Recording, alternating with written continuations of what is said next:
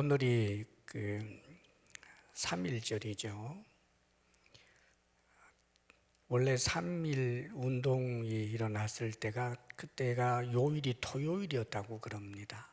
그래서 토요일 3.1 그 독립 만세 그 운동을 한 것으로 인해서 특별히 교회가 이제 그 일에 많이 주도적으로 그랬기 때문에 많은 목사님들이 이제 잡혀가게 되고 또 장로님들, 주의 종들 이런 분들이 이제 잡혀가고 또 그런 교회들은 주목받아서 집회로 모이지 못하도록 했었습니다. 그래서 한국 교회가 그 3.1 운동 그 다음 주일 예배를 모여서 드리지 못한 그런 이제 역사적 일들이 있었습니다. 그렇게 된 것은 이제 일제에서 막았기 때문에 예배를 못 드렸던 거지요. 그러나 그래도 굴하지 않고 이 예배당 앞을 지키기 때문에 많은 성도들이 목사님들은 감옥에 있어도 우리는 그래도 예배를 드려야 한다. 그래서 설교는 없었지만 기도와 찬송으로 예배를 드렸다고 그럽니다. 사실 오늘 우리는 모여서 예배를 지금 드리지 못합니다. 여기 소수의 인원만 있고 자리가 텅 비어 있지요. 그러나 우리 성도들 지금도 이 각 가정마다 지금 이 예배에 함께하고 있는 줄 믿습니다. 아마 이 자리에 함께하면서 각 가정에서 영적으로는 지금 이 자리에 눈에 보이지 않지만 하나님 앞에는 꽉 찬 예배로 드리고 있는 것입니다. 강제되지 않고 우리가 어떤 면에서는 자발적으로 지금 모여서 드리는 이 예배를 잠시 유보했습니다. 사실 예배에 모여서 예배를 드린다라고 하는 이 가치는 정말 소중하고 소중한 가치고 우리가 정말 지켜내야 할 그런 가치입니다. 하나님 앞에 모여 예배 드리는 것으로 인해서 우리가 이런저런 위협을 당하고 혹은 많은 불이익을 당한다 할지라도 사실상 모여서 예배를 드리는 것이 마땅합니다. 그럼에도 불구하고 우리가 이렇게 모여서 드리는 예배를 유보하게 된 중요한 이유는 하나님께서 생명을 소중히 여길 것을 말씀하셨고 이웃을 사랑하라 하시고 이웃을 배려하라고 우리에게 말씀해 주셨기 때문입니다. 사실 우리는 모여서 함께 예배하며 사랑하는 형제 자매들이 얼굴과 얼굴을 대면하여 보고 서로를 섬기고 사랑의 교제를 나누고 성찬식을 거행하고 하는 이 일이 너무너무 좋은 일인 것을 압니다. 그러나 이 전염병이 창궐함으로 인해서 교회가 모이게 될 때에 주변에 있는 많은 사람들이 특별히 믿지 아니하는 사람들이 말로 할 수 없는 두려움을 갖게 됩니다. 교회가 모여 예배하는 것이 주변 사람들에게 큰 두려움이 된다라고 하는 것, 이것은 덕을 세우는 일이 되지를 못합니다. 우리는 모이고 싶지만 그러나 주변에서 너무나 두려워하고 무서워하기에 또 사실상 우리가 전염병을 확산시킬 수도 있는 그런 개연성도 있기 때문에 그래서 우리는 우리가 좋아하는 일이지만 잠시 유보하고 하나님 앞에 이렇게 인터넷으로 영상으로 예배를 드리는 것입니다. 모이지는 못하지만 예배는 포기할 수 없습니다. 그래서 우리가 이렇게 각 가정에서 영상으로 예배를 드리되 그것이 공적 주일 예배라고 하는 것을 기억해야 합니다. 사실상 우리의 모임이 우리에게만 위협이 되고 손해가 된다면 우리가 어찌 감수하지 않겠습니까마는 우리의 모임이 혹 이웃에게 피해가 될 수 있다고 생각을 한다면 우리 주님께서도 우리가 이웃을 사랑함으로 이웃의 생명을 소중하게 여김으로 교회가 저들에게 두려움의 대상이 되지 않기 위하여 덕을 세우고자 하는 우리들의 이러한 마음을 오히려 주님께서 기뻐해 주시고, 흩어져서 드리는 예배지만 오히려 성령으로 하나 되어 꽉 차서 드리는 예배처럼 하나님이 기뻐 받아주실 줄 믿습니다. 이 예배에 하나님께서 온전히 영광 받으시기를 소원하며, 특별히 인터넷으로 예배드리고 있는 사랑하는 우리 성도 여러분, 주님께서 함께 하심을 믿으시고 성령으로 하나됨을 굳게 붙드시기를 주의 이름으로 축복합니다. 아멘. 오늘도 역시 히브리서 11장 말씀으로 믿음에 대해서 살펴보려고 합니다. 특별히 오늘은 모세의 믿음을 좀 알아보려고 그럽니다. 23절의 말씀을 보면 모세의 믿음 그 이전에 모세의 부모님의 믿음을 좀 우리가 배울 수 있습니다. 23절 우리 함께 읽어볼까요? 시작. 믿음으로 모세가 났을 때에 그 부모가 아름다운 아이임을 보고 석 달 동안 숨겨 왕의 명령을 무서워하지 아니하였으며. 모세의 부모님, 이 왕의 명령을 무서워하지 않고 모세를 석 달 동안 숨겨냈던 그런 믿음의 사람이라고 성경은 가르쳐주고 있습니다. 모세가 태어났을 때, 그때는 역사학자들에 의하면 아마 투트모스 1세였을 것이다, 그렇게 이제 추측들을 합니다. 이집트 왕 투트모스 1세 때 실제로 이집트에서 살고 있었던, 그 당시 노예로 살고 있었던 히브리 사람들, 이스라엘 사람들이 워낙 그 종족이 번성을 하게 되니까 두려움을 느껴서 아들을 낳으면 죽이고 딸만 기르라고 하는 그런 명령을 한 적이 역사적으로 있습니다. 물론 이것은 한시적이 되어서 나중에는 그 법이 없어졌습니다만, 이 투트모스 1세 때에 아마 모세가 태어난 것 같습니다. 그런데 왕의 명령을 무서워하지 않고 부모님들이 태어난 이 모세를 집에서 길러냈습니다. 석 달 동안 아마 정말 숨죽여 가면서 목숨을 걸고 기른 것 같아요. 그리고는 석 달이 되어서 누군가의 손에 키워진다고 해도 살아낼 수 있을 정도는 되었다라고 판단이 될 때 더 이상은 기를 수 없기 때문에, 이것이 발각되게 되면 온 집 식구들이 다 몰살을 당하게 되는 일이 있어서, 그래서 이 부모님은 석 달 동안 길렀던 이 모세를 어떻게 할까? 사실 성경에 자세한 내용은 나와 있지 않지만 그들이 믿음을 가지고 하나님 앞에 얼마나 기도했겠습니까? 기도하고 또 기도하는 가운데 하나님께서 주신 지혜를 따라서 아마 하나님께 모든 것을 맡기는 일을 하게 된 것 같습니다.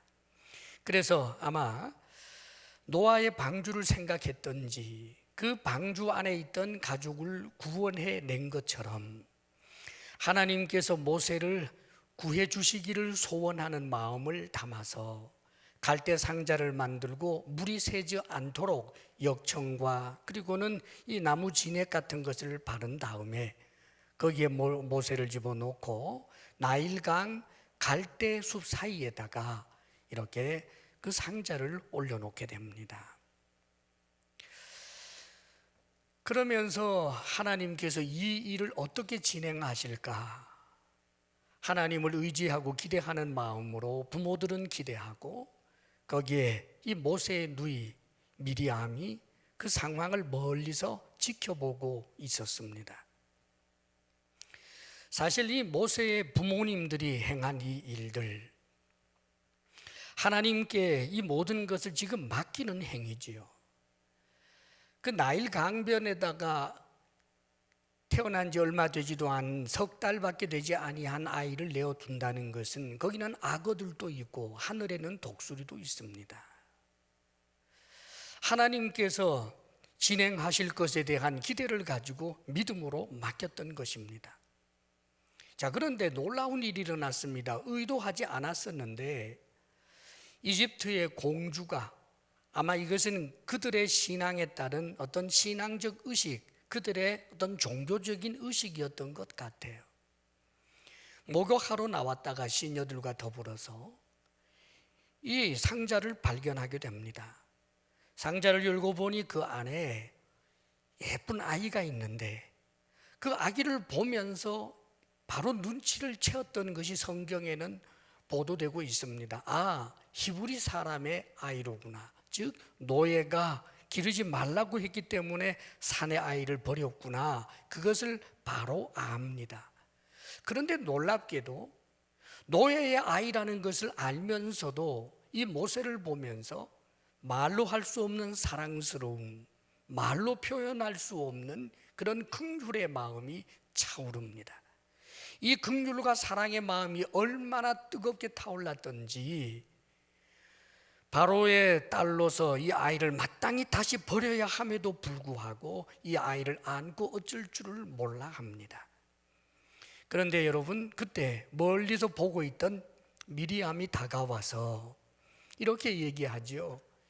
이 아이에게 젖을 먹일 유모를 히브리 이 여인 가운데 제가 데리고 올까요?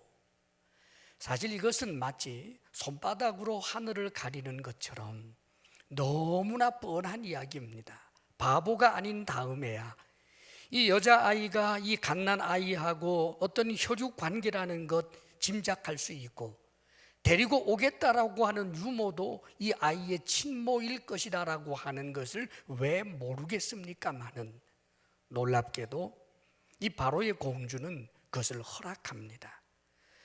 참으로 놀라운 일입니다. 어떻게 그런 일이 일어날 수 있었을까? 하나님의 역사인 거지요.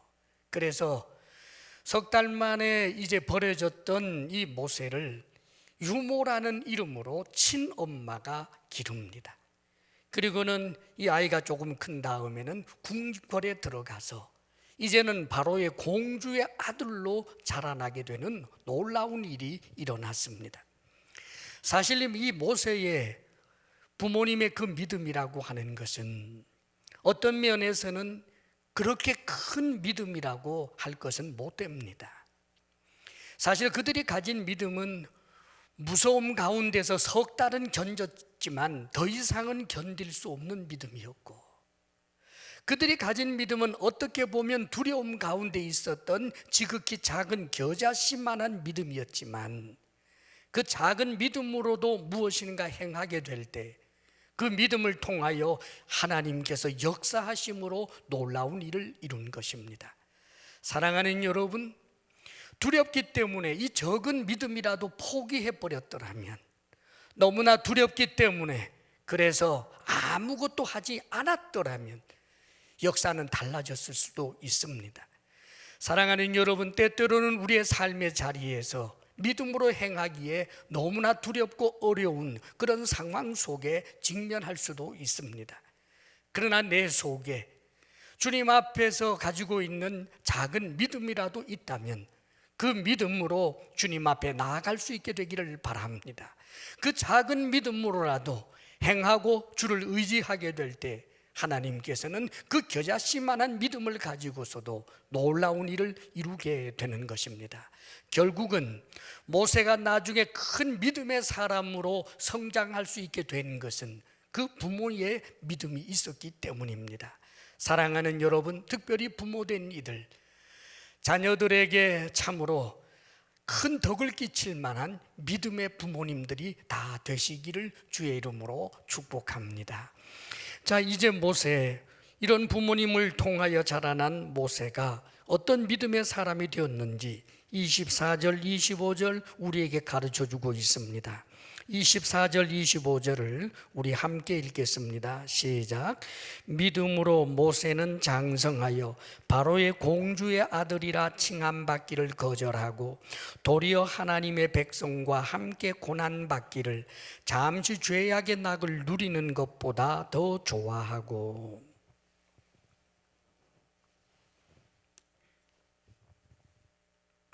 모세는 바로의 공주의 아들로 자라게 되지요. 역사학자들은 투투모스 1세의 무남 동료 하셉수트라고 하는 공주라고 그렇게 추정합니다. 무남동녀였어요. 그런데 이 하셉수트의 아들로서 자라게 되면 무남동녀이기 때문에 그 다음에는 왕이 될 수 있는 엄청난 신분이 된 것입니다. 실제로 이 하셉수트에 관한 역사적인 그런 내용들이 있습니다.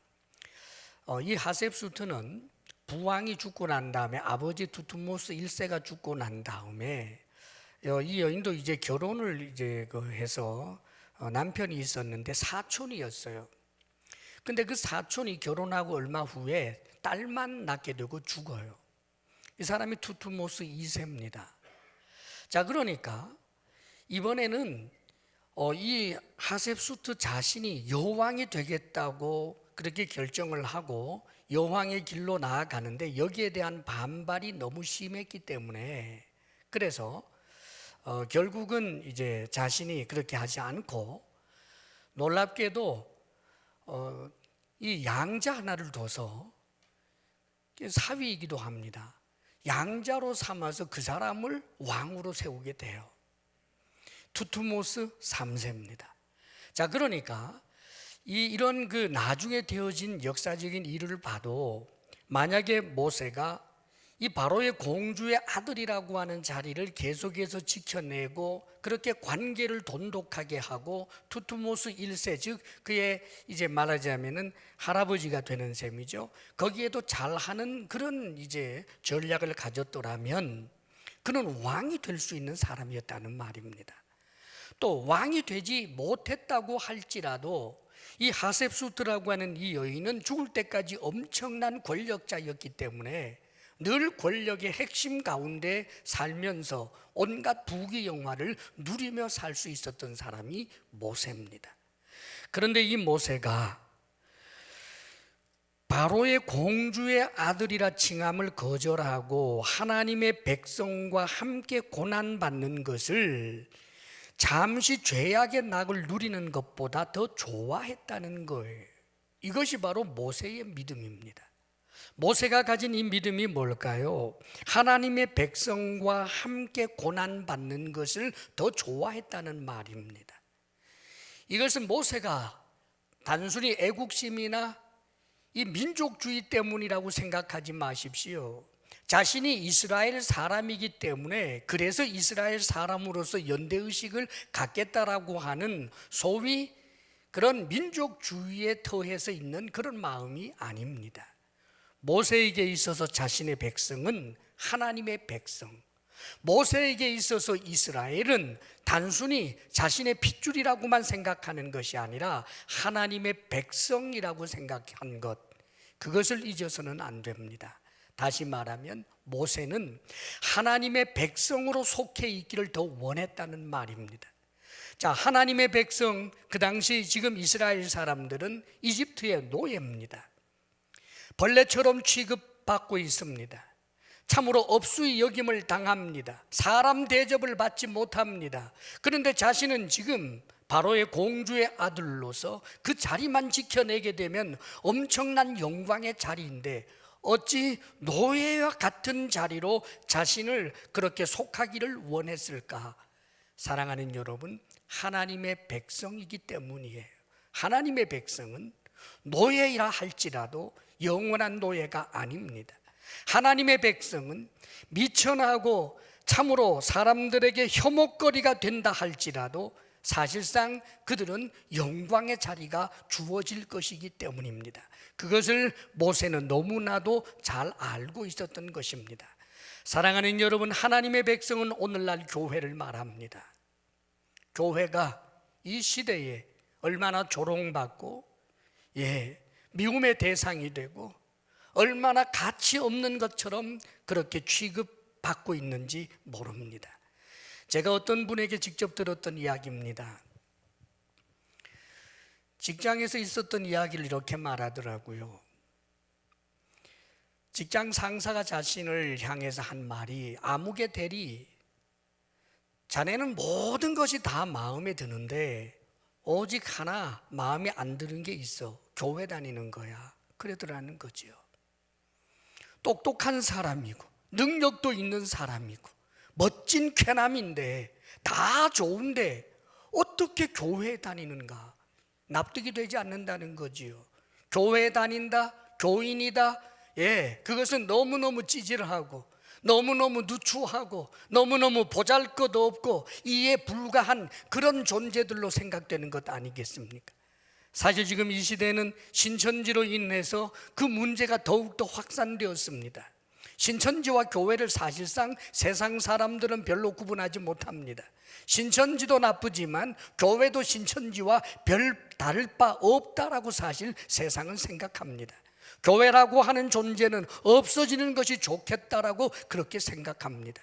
사랑하는 여러분, 그러나 기억하십시오. 세상 사람들이 우리를 짓밟기 때문에 낮은 것 아니고 세상 사람들이 우리를 높이기 때문에 높아지는 것도 아닙니다.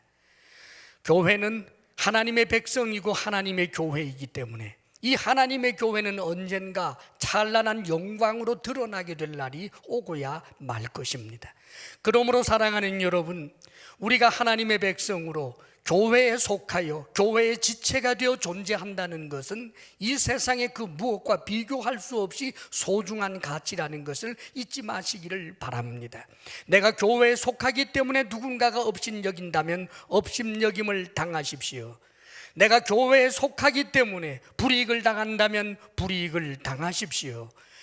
우리에게 주어질 영원한 영광이 있기 때문입니다. 적어도 모세는 그런 믿음의 사람, 하나님의 백성과 함께하여 고난받는 것을 세상의 부귀영화보다 오히려 더 좋아하는 믿음의 사람이었습니다.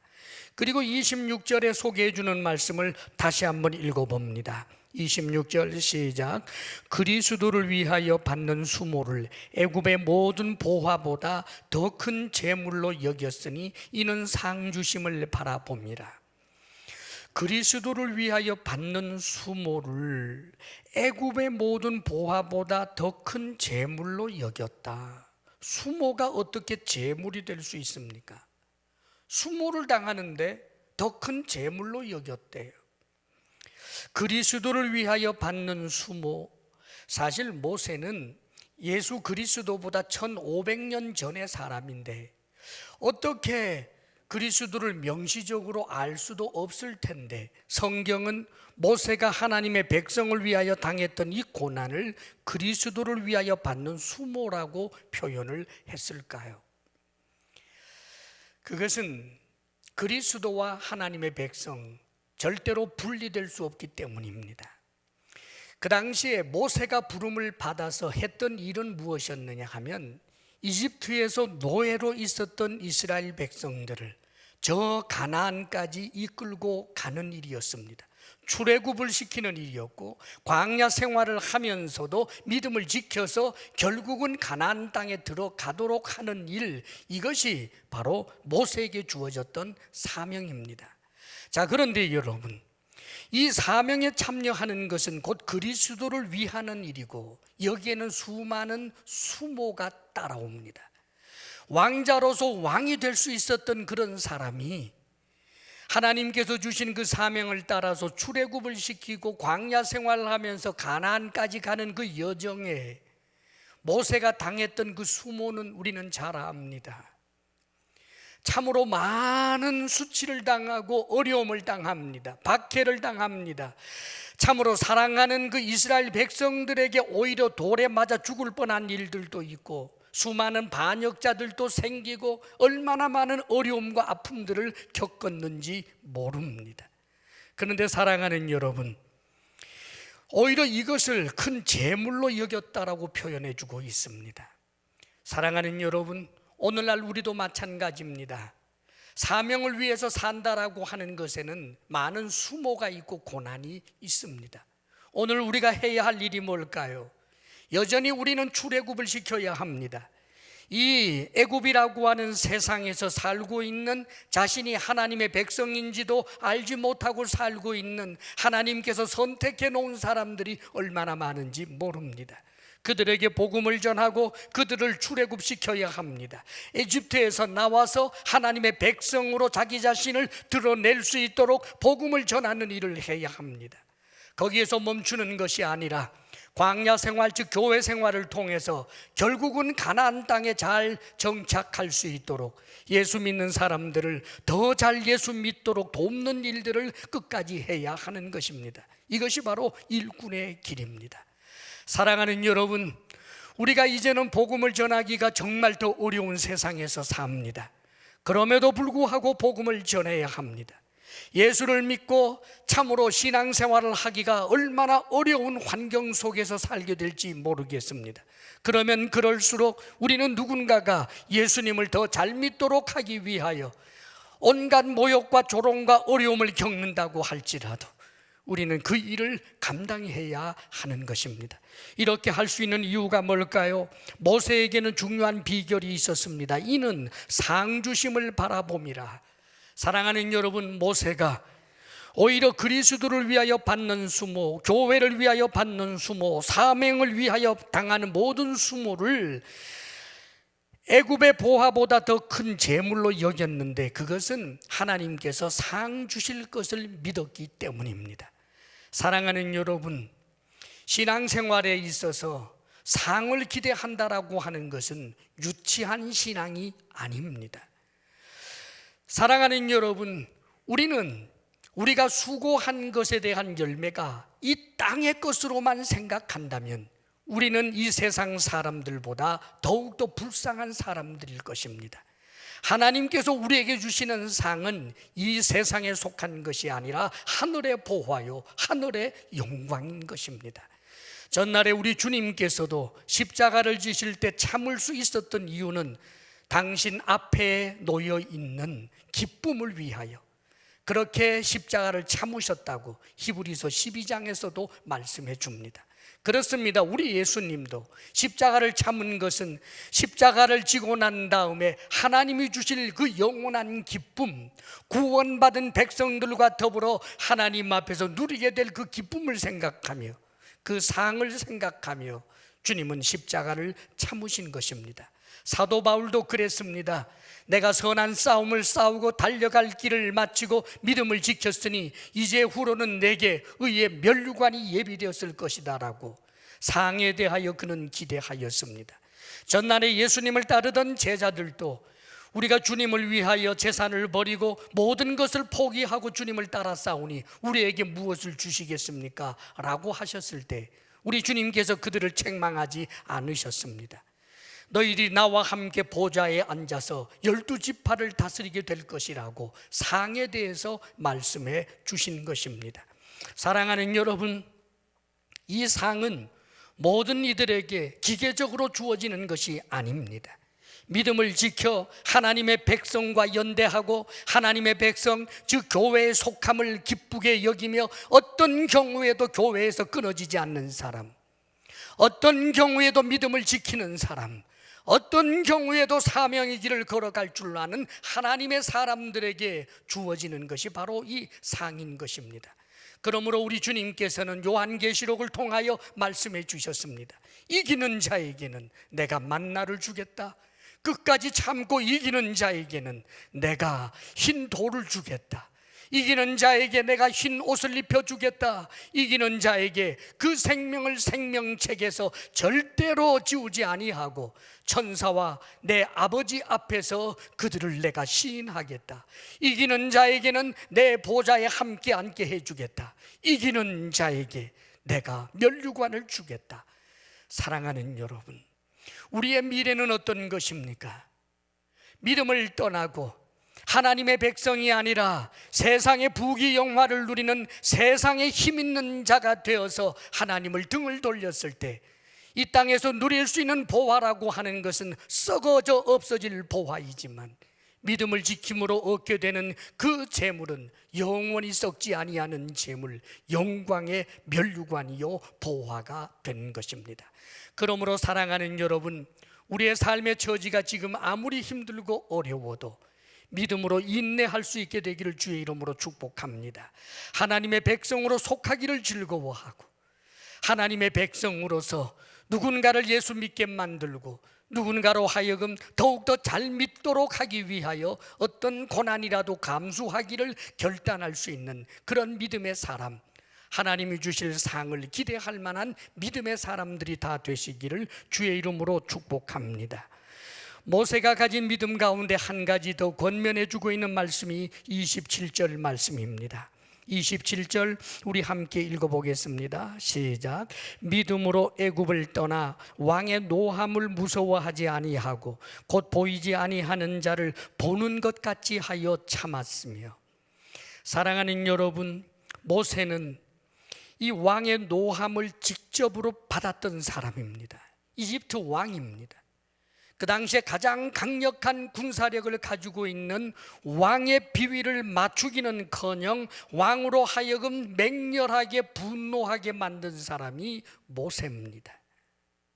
그런데도 불구하고 그 왕의 노함을 무서워하지 아니했습니다. 그렇게 할 수 있었던 힘과 믿음은 보이지 아니하는 자를 보는 것 같이 했기 때문입니다. 그래서 무서움을 참아낼 수 있었던 것입니다. 사랑하는 여러분, 이집트 왕은 눈에 보입니다. 하나님은 보이지 않습니다. 그런데 모세에게 있어서는 보이는 이집트 왕은 아예 눈에 보이지도 않습니다.